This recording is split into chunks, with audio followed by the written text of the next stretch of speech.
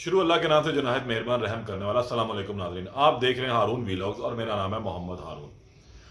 2 हफ्ते कबल सियालकोट डस्का के इलाके में एक इंतहाई अफसोसनाक वाक़या पेश आया था, जहाँ पर एक जवान लड़की को टुकड़े कर कर कत्ल कर दिया गया था। सास, नंद, उसका एक रिश्तेदार और भांजा शामिल थे। खैर, ये वाक़या रूनुमा हुआ, फिर पुलिस की तफ्तीश शुरू हुई, बहुत सारे मामला सीधे होने शुरू हुए, मुलजिमान ने एतराफ़ जुर्म भी कर लिया और इनके साथ बहुत सारी चीज़ें खुलती चली गईं, जुड़ी ऐसे इंकिशाफात हुए जो शायद इंसानियत सोच के भी जो है शर्मा जाती है। अच्छा, इसके साथ जब चीज़ें खुलनी शुरू हुई तो मकतूला का जो शौहर था उसने कुछ सरगोशियाँ शुरू की थी। वो बैरून मुल्क था, पाकिस्तान वापस आया और वापस आने के बाद फिर उसने अपने रिश्तेदारों से मुख्तलिफ बातें भी की। कुछ चीज़ें जो है मकतूला के साथ मिसिंग हो गई थी। मकतूला के कत्ल की जो बड़ी वजह थी वो हसद थी, जलन था और घर पर कंट्रोल का मामला था। क्योंकि ज़ारा एक पढ़ी लिखी लड़की थी और घर गृहस्थी बड़ी बेहतर तरीके से जानती थी। इसके ससुराल वाले थोड़े से अनपढ़ थे, पेंडू टाइप थे, जिसकी वजह से इन दोनों में रिफ्ट क्रिएट होती चली गई थी। अब इन्हीं तमाम मामलात को लेते हुए इन्होंने इसके कत्ल की प्लानिंग भी की और क्योंकि हसद और जलन सिर्फ पैसे का था और उस वक्त जो मालूमात आती हैं, जब इसका शौहर वापस आता है कदीर, तो वो बताता है कि ज़ारा के पास तकरीबन को 11,500 रियाल और कुछ 20 तोले ज़ेवर सोना और 10-12 लाख रुपए पाकिस्तानी नकदी भी थी।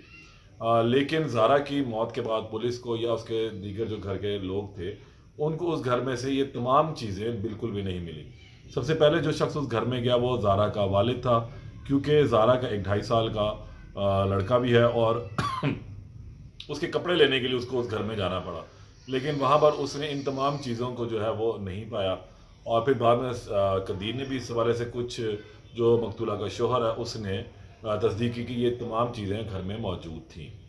बहरहाल अब ये तमाम चीज़ें मिसिंग थी और फिर पुलिस ने पूछगिछ भी शुरू की, लेकिन इन तमाम चीज़ों को सुराग नहीं मिल रहा था। ये चारों जो कातिल थे, इन्होंने इंतहाई सफाकी के साथ पहले तो उस बेचारी को मारा और फिर उसके बाद उसके तमाम चीज़ों को हत्या लिया। मैंने गुज़िश्ता व्लॉग में भी बताया था कि ये चीज़ें मिसिंग हैं और अब इस हवाले से पुलिस शायद एक चोरी का मुकदमा भी दर्ज करेगी या जैसे इन लोगों की जानिब से इन चीज़ों की गुमशुदगी की कोई रपट दर्ज करवाई जाएगी। और लेकिन कदीर के जानिब से या मकतूला के वालिद की जानिब से इस वाले से कोई पुलिस में रपट दर्ज नहीं करवाएगी। मेरी आज भी बात हुई तो उन्होंने ये बताया कि जी हमें बाकायदा तौर पे कोई रपट नहीं मिली है और ना कोई दरख्वास्त मौसूल हुई है और ना ही हम लोगों ने कोई इस चीज़ में बाकायदा इन्वेस्टिगेशन की है। तो फिर मालूम करने पर यह पता चला कि इन्होंने अपने तय कुछ जो है चीज़ों को सेटल करना शुरू किया था, कुछ लोगों को इन्वॉल्व किया और इसमें एक नई एंट्री भी हुई तनवीर नामी शख्स की। तनवीर जो है वो यास्मीन का खाविंद है जो इटली में मुकीम, और यास्मीन ज़ारा की नन थी जो इसको कत्ल करने में पेश पेश बिल्कुल थी।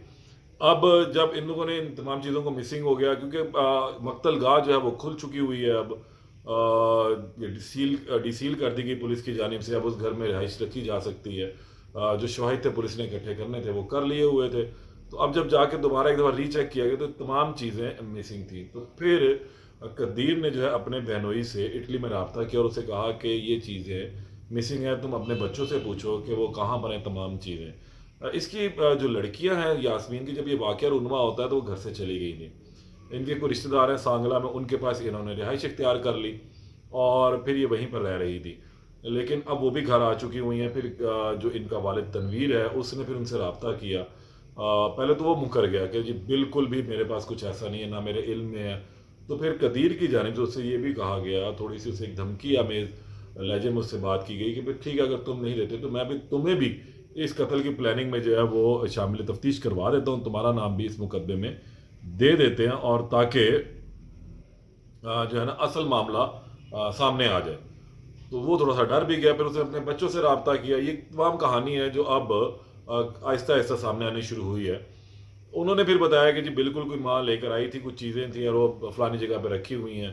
तो इस तरह करके मामला जो है वो खुले और फिर ये जो पैसे थे, ये जेवर था, ये यास्मीन के घर से बरामद हुआ। क्योंकि इस कातला ने, मकरू औरत ने उसको मारने के बाद सबसे पहले उसके चाबियाँ कब्जे में ली, उसके अलमारी की तलाशी ली, उसके कमरे की तलाशी ली, उन तमाम चीज़ों को जो वहाँ से गायब करके अपने घर ले गई। इस इदारा का पासपोर्ट था, कोई गालबन जेवर था। अच्छा, ये 20 तोले जेवर कहा जाता है और ये उस सूरत में कहा जा रहा है, बताया जाता है कि कदीर ने ये बताया कि उसके पास वो सेट थे, चेन थे, क्योंकि वो खरीद के उसने दिए, तो उसको इल्म था कि ये कितने कितने वज़न के हैं, कितने कौन सी चीज़ कितने तोले की है। तो ऑलमोस्ट जो चीज़ें उसने गिनाई वो उसने बताया कि 20 तोले के करीब जेवर बनता है। लेकिन यास्मीन के घर से जो पर पंचायत कह लें और ये इनकी आपस में सेटलमेंट की सूरत में जो चीज़ें बरामद हुई हैं उनमें तकरीबन 12 या 14 तोले बनता है, यानी कि कुछ चीज़ें बरामद हुई हैं। और अभी कोई दो चार चीज़ें गालबन वो बरामद नहीं हो सकी, जो ज़राए का ये बताना है। और 11,000 के करीब रियाल भी बरामद हुआ है जो मिसिंग था। इसके अलावा पाकिस्तानी नकदी जो कहा जाता है कि 10-11 लाख रुपए थी, लेकिन वो 4-4.5 लाख रुपया वो उसके घर से बरामद हो चुकी हुई है। लेकिन जो मकतूला के शोहर है कदीर, इसने अभी कोई दरख्वास्त पुलिस को नहीं दी। इसी तरह ही इन्होंने जो इस मकतूला का वालिद है शबीर, उसने भी कोई दरख्वास्त नहीं दी।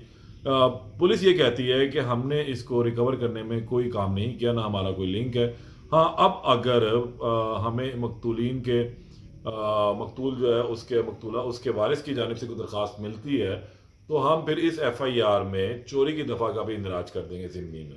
तो ये एक बड़ी डेवलपमेंट होगी कि एक कत्ल के साथ साथ अब चोरी की दफ़ा भी इनके साथ अमेंड हो सकती है। और फिर अब इनके रिमांड लेने की ज़रूरत शायद इसलिए ना पड़े कि ये खुद मान भी जाएंगे टाइमली कि जी हाँ, हम लोगों ने ये हरकत की है। और मुमकिन जब पुलिस कोई दरख्वास्त मौसूल होगी तो फिर ये इनका रिमांड भी लिया जा सकता है। और अब सूरत हाल एक और सामने आ चुकी हुई है कि अब इस केस की पैरवी कदीर तो बिल्कुल भी नहीं कर रहा, उसके यानी कि अपने वालदा की जानिब से, और दूसरी जानिब से जो है इसकी पैरवी इसके वालिद कर रहे हैं मकतूल के, जो ज़ारा है। लेकिन एक और बड़ी अहम खबर यह है कि इसमें एक और शख्स की भी एंट्री हो रही है, वो है सबा का जेठ शबीर, भी उसका भी नाम शबीर है। पता ये लगा है कि गालबन अब वो इस केस की पैरवी करेगा दूसरी जानिब से, कातलों की जानिब से, जो मुलजमान है उनकी जानिब से, और वो इस तमाम केस को आगे लेकर चलेगा। तो अब देखते हैं कि कदीर किस करवट जाके बैठता है, क्योंकि अभी तक कदीर ने अपने ससुर का साथ दिया, अपने बेटे का साथ दिया, क्योंकि उसकी माँ चली गई, उसकी बीवी चली गई है, और बनता भी नहीं है कि वो अपनी माँ या बहन का जो है वो साथ दे किसी भी सूरत में, क्योंकि जिन लोगों के दिल में इतनी नफरत थी तो ये कैसे मुमकिन है कि आने वाले दिनों में उनके दिल में कोई प्यार या मोहब्बत उसके बेटे के लिए पैदा हो जाएगा। अब वो जेल में बंद है तो ये मुमकिन नहीं है।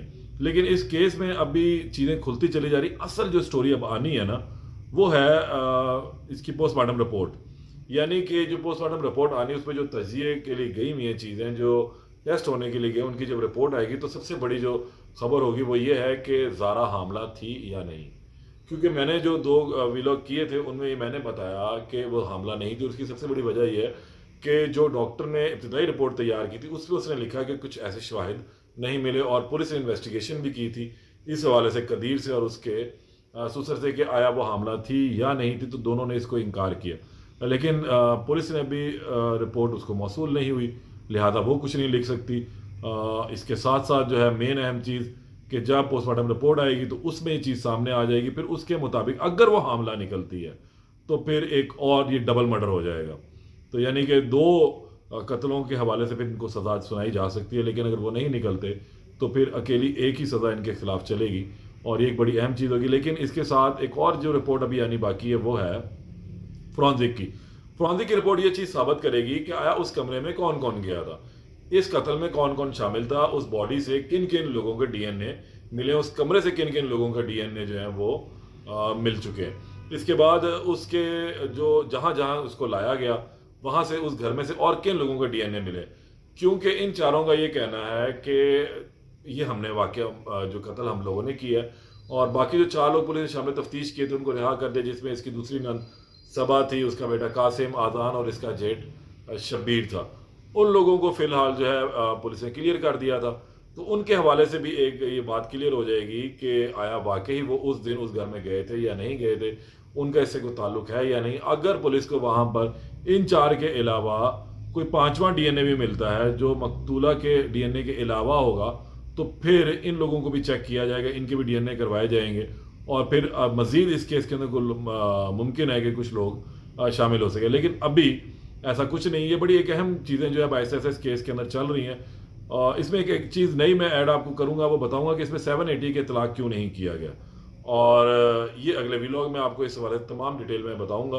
और कोशिश करूँगा कि प्रोसिक्यूशन का जो मौक़िफ़ है इसमें वो भी सामने लाया जा सके। तब तक के लिए इजाज़त दें, अल्लाह ने के बाद।